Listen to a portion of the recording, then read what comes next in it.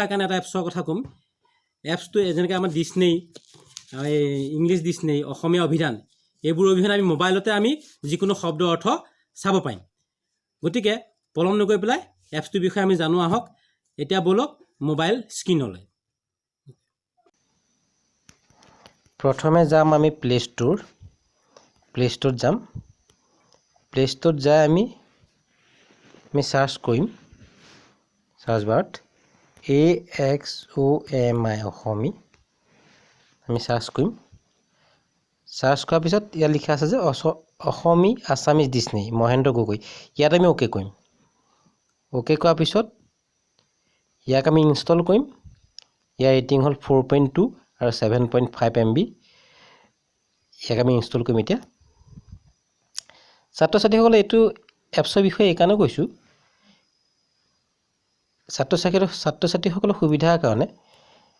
এই এপছটোৰ বিষয়ে মই কৈছোঁ ইয়াত আপুনি যিকোনো শব্দ অৰ্থ ইংৰাজী হওক বা অসমীয়া হওক সহজতে আমি বিচাৰি উলিয়াব পাৰিম ইয়াত ডাউনলোডিং হৈ আছে আৰু বন্ধুসকলে এটা কথা কওঁ মই প্ৰতি সপ্তাহত এটা কুইজৰ শিতান লৈ আহিম আৰু ইয়াৰ পিছত এটা ভিডিঅ' বনাম আপোনাৰ বাৰ্মুডা ত্ৰিভুজৰ ওপৰত বিজ্ঞানীসকলে যে বাৰ্মুডা ত্ৰিভুজৰ ৰহস্য ভেদ কৰিছে কি ৰহস্য তাৰ ওপৰত এটা মই ভিডিঅ' বনাম বুলি ভাবিছোঁ সেই ভিডিঅ' পাবৰ কাৰণে আপোনালোকে মোৰ চেনেলটো ছাবস্ক্ৰাইব কৰিব আৰু লাইক কৰিব ডাউনলোড হৈ আছে এই এপছটো ডেভেলপ কৰিছে মহেন্দ্ৰ গগৈ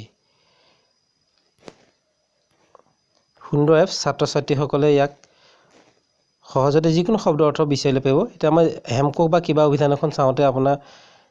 সময় লাগে কিন্তু ইয়াত আপোনাৰ নামটো লিখি পেলাই শব্দটো লিখি পেলাই সাৰ্চ কৰি দিলে যিকোনো শব্দ অৰ্থ আমি অতি সহজতে বিচাৰি উলিয়াব পাৰিম ইনষ্টল হৈ আছে ইয়াক আমি অপেন কৰিম এতিয়া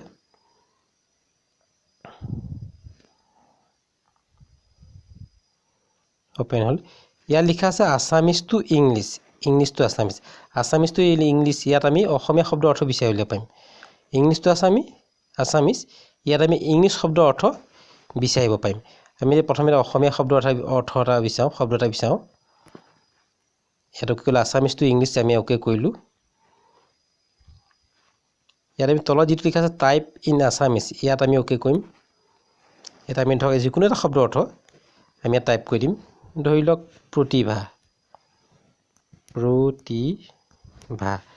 প্ৰতিভা শব্দৰ অৰ্থটো কি আমি এতিয়া সাৰ্চ কৰিম ধৰি লৈছোঁ প্ৰতিভা শব্দৰ অৰ্থ হৈছে টেলেণ্ট এনেকৈ ইয়াত আপোনাৰ লিখা থাকিব ক্ৰমান্বয়ে অতি সহজ ইয়াত আমি ইংলিছ শব্দ অৰ্থ বিচাৰিম এতিয়া আমি এতিয়া বেক আহিম বেক হোৱাৰ পিছত ইংলিছ টু আছামিজ ইয়াত আমি অ'কে কৰিম ইংলিছ টু আছামিজ ইয়াত আমি অ'কে কৰিম ধৰি দিছোঁ GOD গড ইয়াত আমি সাৰ্চ কৰিম এতিয়া গড অনন্ত গড অমৰ গড আল্লাহ গড ঈশ্বৰ ইয়াত এনেকৈ আপোনাৰ লিখা আছে অতি সুবিধাজনক ছাত্ৰ ছাত্ৰীসকল বিশেষকৈ ছাত্ৰ ছাত্ৰীসকলৰ কাৰণে অতি সুবিধাজনক এপছ এতিয়া এনেকৈ আপোনালোকে ডাউনলোড কৰি ল'ব পাৰিব